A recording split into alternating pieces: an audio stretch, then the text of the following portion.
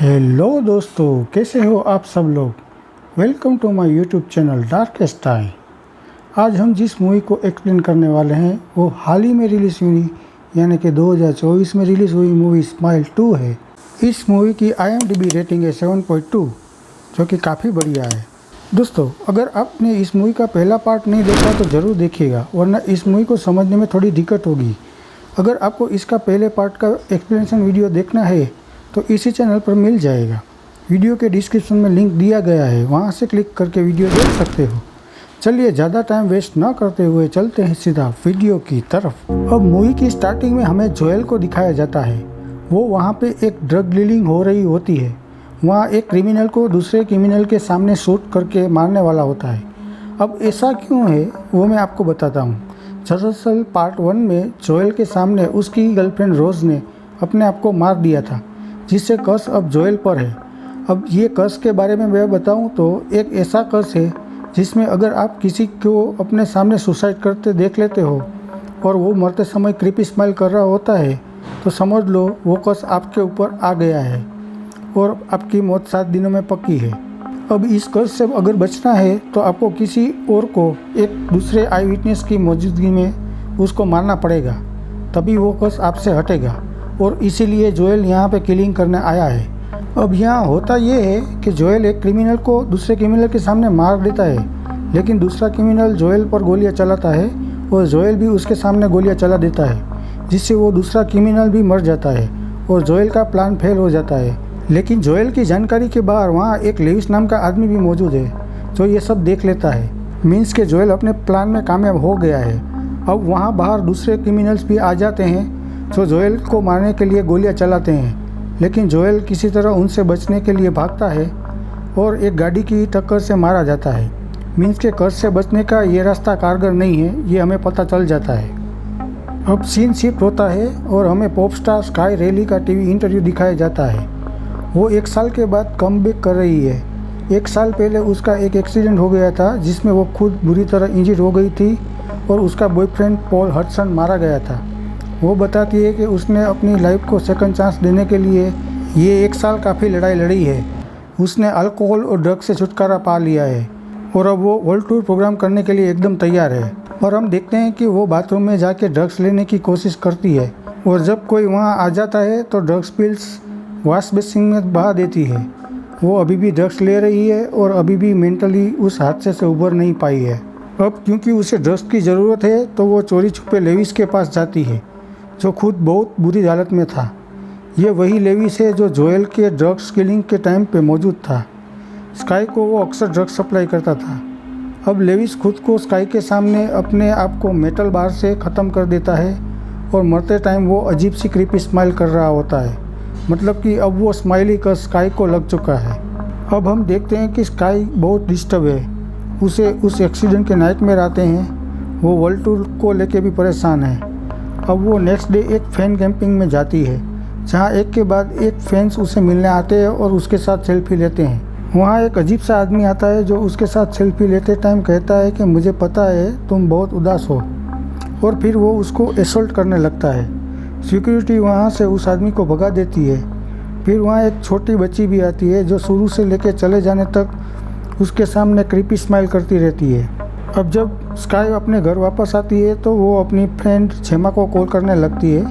तभी उसके फ़ोन पे एक अनजान आदमी का मैसेज आता है कि मुझे पता है तुम लेविस की मौत के समय उसके घर मौजूद थी। वो उस मैसेज को इग्नोर करके जेमा को कॉल करती है। जेमा उसकी बेस्ट फ्रेंड थी, पर 1 साल पहले दोनों के बीच में झगड़ा हो गया था, इसलिए अब तक वे दोनों एक दूसरे के साथ बात नहीं कर रहे थे। वो जेमा को बताती है कि वो बहुत परेशान है, क्या वो उससे मिलने आ सकती है। जेमा कहती है हाँ, मैं थोड़ी देर में आती हूँ। अब उसी समय स्काई को घर में किसी के अंदर आने की आवाज़ें सुनाई देती है। वो घर के अंदर बेडरूम की ओर आगे बढ़ती है तो उसे वही सुबह वाला वियर्ड फैन की टी-शर्ट और बाकी सारे कपड़े मिलते हैं। और जब वो सामने देखती है तो वही फैन बिल्कुल उसके सामने नेकेड खड़ा होता है और वही क्रीपी स्माइल कर रहा होता है। तभी वहाँ जेमा आ जाती है। स्काई पूछती है तुम इतनी जल्दी कैसे आ गई। जेमा कहती है हमारी फ़ोन पे बात हुए 1 घंटा बीत चुका है।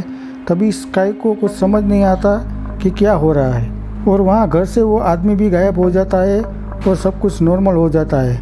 मतलब कि अब उसे ना तो समय का कुछ भान है, ना ही किसी चीज़ों का। वो जेमा को लेविस की सुसाइड वाली बात भी बताती है और कहती है कि मैं उस घटना के बाद से बिल्कुल ठीक नहीं हूँ। मेरे साथ क्या हो रहा है मुझे कुछ पता नहीं चल रहा। बातें करते करते जेमा सो जाती है, लेकिन स्काई सो नहीं पा रही।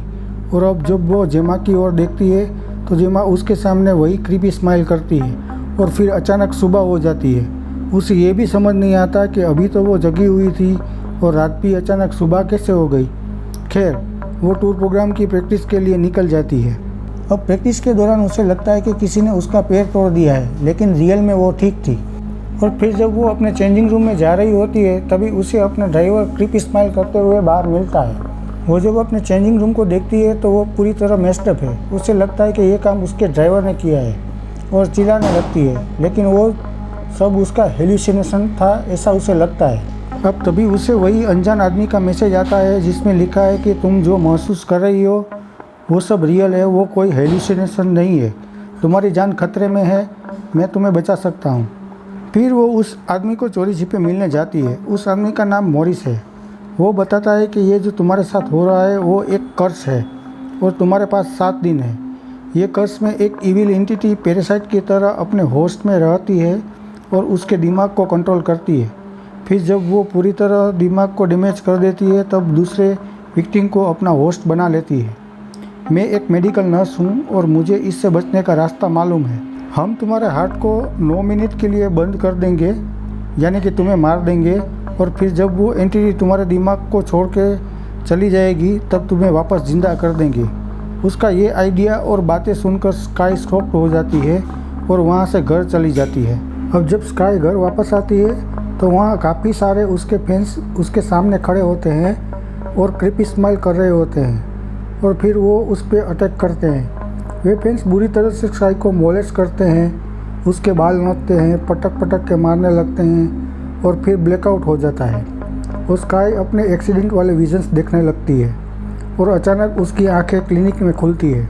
वहाँ उसकी माँ उसे बताती है कि कल रात तुम अपने घर में बेहोश और जख्मी पाई गई, तुम्हें यहाँ एडमिट करना पड़ा, लेकिन तुम चिंता ना करो, ये छोटे मोटे खरोचे हैं, कल तक तुम टूर प्रोग्राम के लिए बिल्कुल रेडी हो जाओगी। स्काई परेशान होकर कहती है कि मैं किसी प्रोग्राम के लिए रेडी नहीं हूँ, मैं किस हालत से गुजर रही हूँ ये तुम नहीं जानती। यहाँ स्काई की माँ को सिर्फ टूर प्रोग्राम और स्काई की स्टार इमेज के बारे में ही चिंता थी। स्काई के साथ क्या हो रहा है उसका उससे कोई मलाल नहीं था।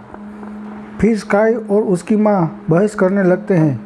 तभी अचानक एक शीशे को तोड़कर स्काई की माँ अपने आप को बुरी तरह से मारकर ख़त्म कर देती है और वो भी मरते वक्त क्रीपी स्माइल करती है। स्काई ये सब देखकर वहाँ से भागने लगती है, लेकिन वो देखती है कि शीशे का टुकड़ा उसके ही हाथों में था, मीन्स के उसी ने अपनी माँ का मर्डर किया था और ये सब उसी इविल एंटिटी का करवाया गया था।